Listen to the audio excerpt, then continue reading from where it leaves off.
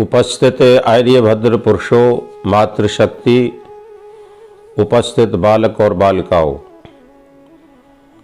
आपने इस प्रातःकाल की बेला में इस यज्ञ को पूर्ण किया है और इस यज्ञ को करने का आपका उद्देश्य पुण्यतिथि से है। महापुरुषों की पुण्यतिथि क्यों मनाई जाती है? एक यजुर्वेद के 40वें अध्याय का 15वां मंत्र इस ओर हमें इंगित करता है। वायु अनिलम अमृतम अथेदम भस्मांतम शरीरम ओम कृतोस्मर किलवेश्मर कृतम स्मर। ये बहुत प्यारा मंत्र है। यज्ञ के उपरांत वेद मंत्र की व्याख्या होना परम आवश्यक है। तो इसी संदर्भ में आइए हम थोड़ी सी चर्चा करते हैं। प्रातःकाल का समय है, हमें चिंतन करना चाहिए। इस वेद की ऋचाओं में कहा गया है वायु अनिलम अमृतम। यहाँ वायु जो शब्द आया है ये आत्मा के लिए आया है और वह आत्मा कैसा है? अनिल और अमृत है। वो प्रकाश स्वरूप है और जो है अमृत है, कभी मरने वाला नहीं है। भस्मांतम शरीरम और इदम शरीरम, ये शरीर कैसा है? भस्मांतर होने वाला है, भस्मांतर में रूपांतरित होने वाला है। ये हमारा शरीर जो है 5 तत्वों से बनता है।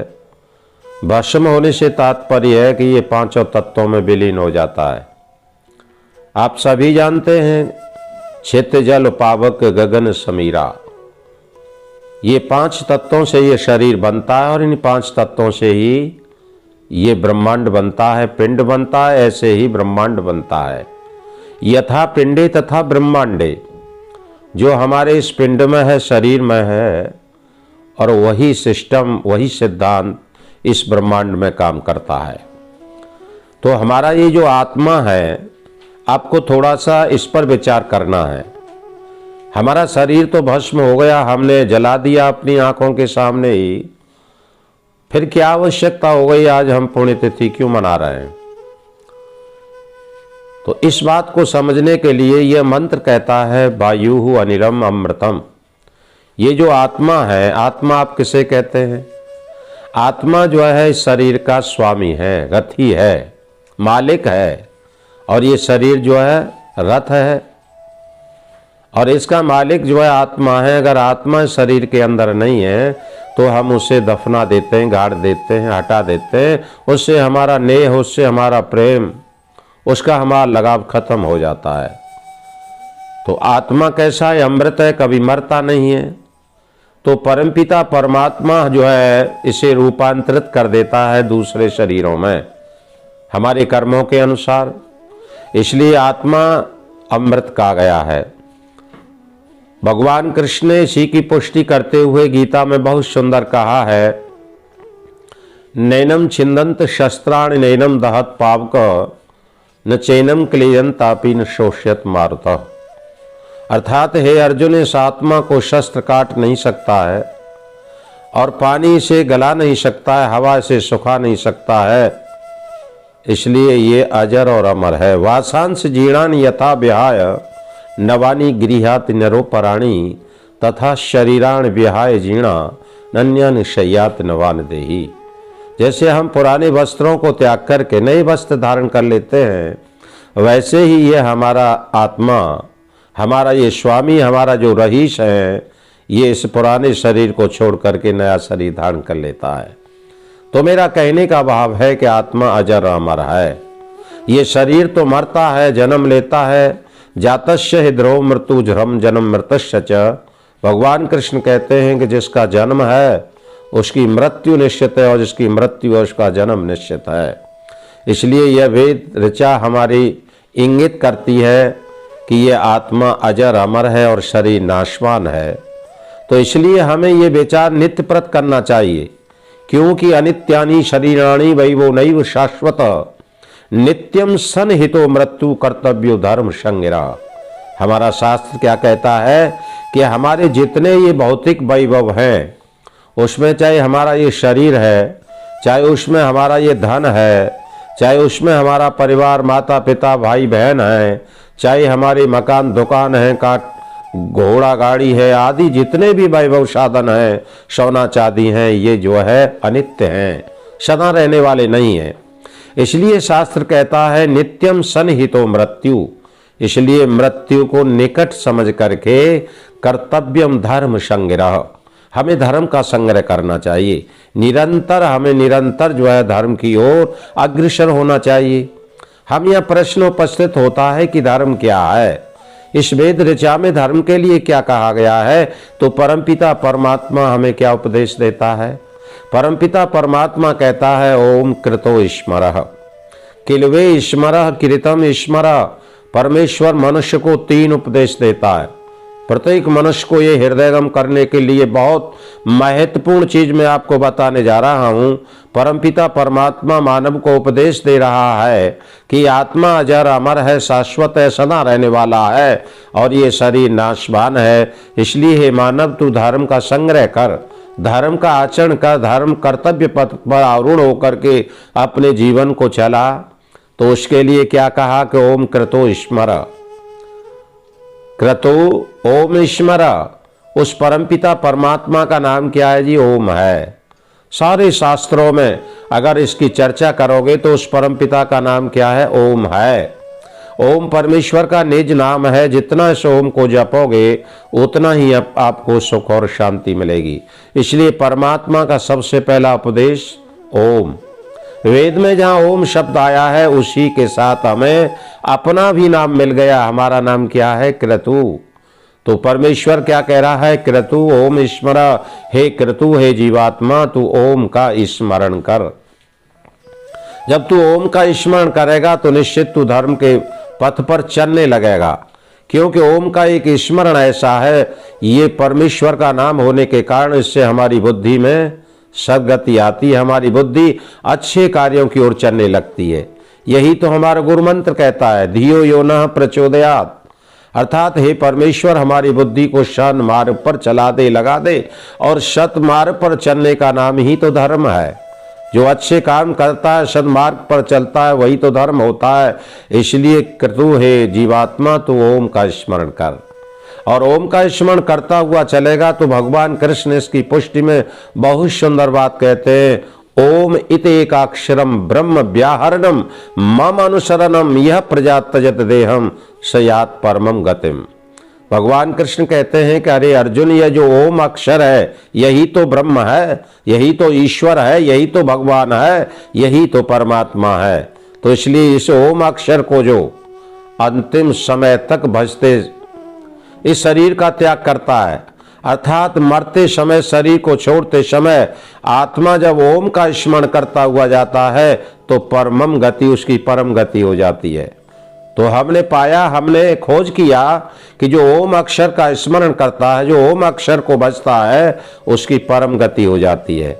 और परम गति से तात्पर्य हमारे जीवन का उद्देश्य क्या है जी? हमारे जीवन का उद्देश्य है मुक्ति, मोक्ष, आनंद की प्राप्ति करना, परम आनंद की प्राप्ति करना, तृतीय धाम की प्राप्ति करना। तो इस ओम कृतो स्मरण करने से जो है हमें परम गति, अर्थात हमें अपने जीवन का लक्ष्य मिल जाता है। इसलिए हमें उठते बैठते चलते पीते हर समय जितना हम समय निकाल सकते हैं, हमें प्रातः सायं बैठ करके इस ओम अक्षर को भजना चाहिए। यह परमेश्वर का हमें निज नाम पता चल गया और इसे हमें भजने का अर्थ भी पता लग गया कि यह परमात्मा का निज नाम है। और फिर हम आगे चलते हैं। दूसरा उपदेश परमात्मा देता है किल्वे स्मरः। किल्वे कहते हैं अपनी शक्ति सामर्थ्य को जागृत करना। तू अमृत पुत्र है, ईश्वर का पुत्र है। हम सब गाते हैं त्वमेव माता च पिता त्वमेव बंधु च सखा त्वमेव। अर्थात वो हमारा पिता है, वो हमारा सखा है, सयुजा सखाया, और हमारा घनिष्ठ मित्र है।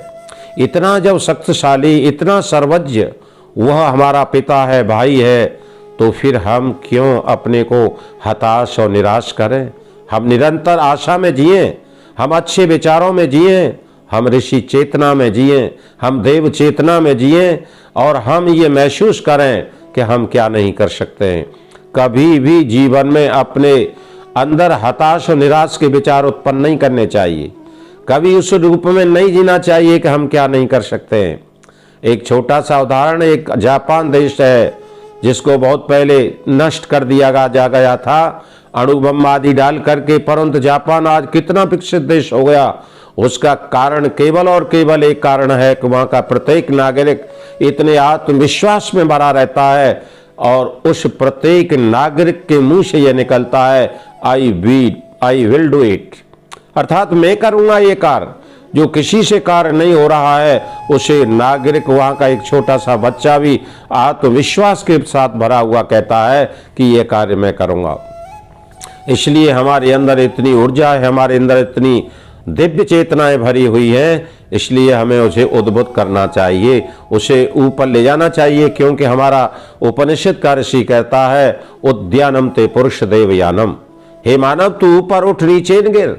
ये यज्ञ भावना हमें यही तो प्रेरित करती है, हमें ये यज्ञ अग्नि यही तो कहती है, उद्बुद्ध स्वाग्ने। जिस प्रकार हे अग्नि तू उद्बुद्ध हो रही है, तू आगे ऊपर के लिए बढ़ रही है, उसी प्रकार मुझको भी बढ़ा। इसलिए हम निरंतर ऊपर बढ़ने का विचार रखें, आगे बढ़ने का विचार रखें, हताश और निराश न हो। और तीसरी बात, कृतम स्मरण, अर्थात हम अपने किए हुओं का स्मरण करें। कितनी सुंदर प्यारी शिक्षा हमें वेद में मिलती है। अर्थात हम प्रातः सायं बैठ करके, ये संध्या क्या है, भजन क्या है, पूजा क्या है, ये इसी के अंतर्गत कीर्तन स्मरण के अंतर्गत आ जाता है कि हम प्रातः सायं बैठ करके अपने किए हुओं का स्मरण करें।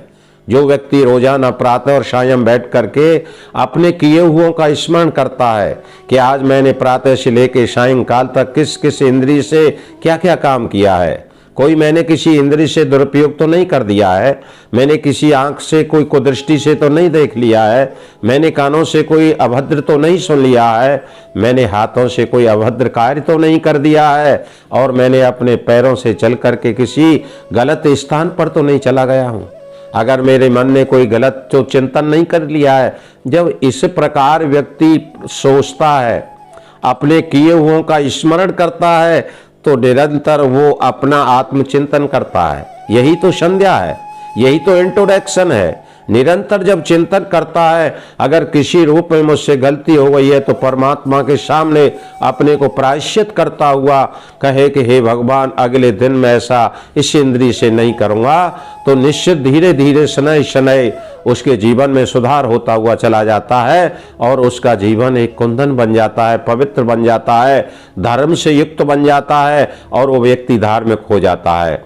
इसलिए आप इस प्रकार के विचारों को सुनकर अपना हृदय गम करें, क्योंकि विद्या प्राप्ति का, जीवन में आगे बढ़ने का 4 ही तो साधन बताए हैं। सबसे पहले श्रवण करिए, इसके बाद मनन करिए, और इसके बाद निधिध्यासन करिए, और इसके बाद साक्षात्कार कर लिए, साक्षात्कार हो जाता है। इसलिए पुण्यतिथि मनाने का यही प्रयोजन हुआ करता है कि हम निरंतर अपनी आत्मा की खुराक लेने के लिए, अपनी आत्मा को पवित्र बनाने के लिए हम ओम का स्मरण करें, हम अपनी ऊर्जा शक्ति को जगाने का प्रयास करें, क्योंकि ये संसार का नियम है, जैसी ऊर्जा के पास आप रहोगे वही ऊर्जा हमको भी प्राप्त हो जाती है। इसलिए हम ऊर्जावान परमेश्वर के साथ मिलकर चलने का प्रयास करें और अपने किए हुओं का स्मरण करें। इस प्रकार का आपका जीवन बन जाएगा तो निश्चित है कि आपका जीवन सफल हो जाएगा, धन्य हो जाएगा, सार्थक हो जाएगा, और आप निश्चित रूप से मनोनुभव के अनुसार मनुष्य बन जाओगे, देव बन जाओगे। इन्हीं शब्दों के साथ पुनः आपका धन्यवाद करता हूं, और जिस उपलक्ष्य में इस पुण्यतिथि को मनाया उस दिवंगत आत्मा के लिए श्रद्धा सुमन अर्पित करता हुआ आप सभी परिवारजनों का सधन्यवाद करता हूं। धन्यवाद।